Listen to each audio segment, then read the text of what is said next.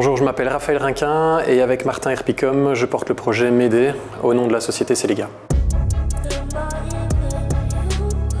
Le projet MEDE consiste dans le développement d'une intelligence artificielle qui permettra aux professionnels du SPOE et au public idéalement précarisé d'avoir un accès facilité à un ensemble d'aides publiques ou en tout cas pouvoir les trouver.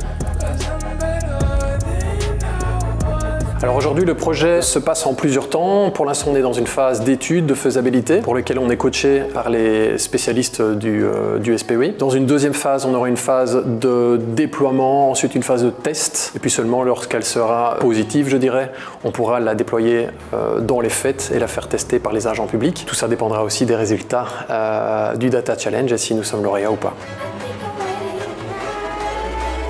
Le Data Challenge, pour nous, c'était l'opportunité de mettre en place un modèle d'intelligence artificielle qu'on avait testé dans un autre cadre, mais pas spécialement dans ce cadre-là. C'était l'opportunité aussi de renforcer une collaboration et de voir dans quelle mesure on peut faire bénéficier un service public et donc quelque chose qui pour nous est de l'ordre un peu du philanthropique, de cette innovation d'intelligence artificielle aujourd'hui, qui est plutôt récente et que nous, on n'a jamais appliqué dans ce cadre-là.